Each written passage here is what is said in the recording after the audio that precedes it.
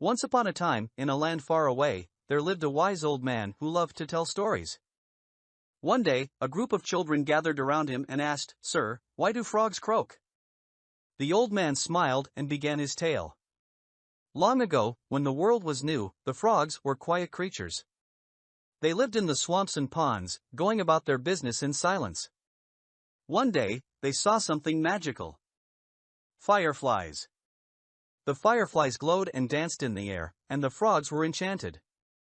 The frogs wanted to get closer to the fireflies, but they didn't know how. They tried jumping and leaping, but they couldn't reach them. So, they began to croak, hoping that the fireflies would come closer. At first, the fireflies ignored them. But soon, they were drawn in by the beautiful music of the frogs. They flew closer and closer, until they were right beside the frogs. The frogs were delighted, and they continued to croak, singing songs of joy and wonder. The fireflies began to dance along with the music, their lights flickering in time with the frogs' croaks. And so, the frogs and fireflies became great friends.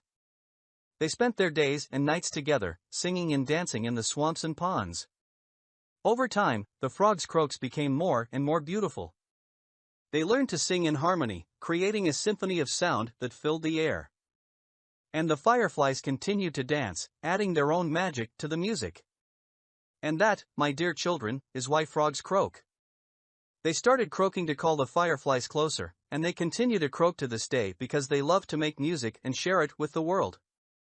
The children smiled and thanked the old man for his story. And as they walked away, they could hear the sweet sound of frogs croaking in the distance, their music filling the air with joy and wonder.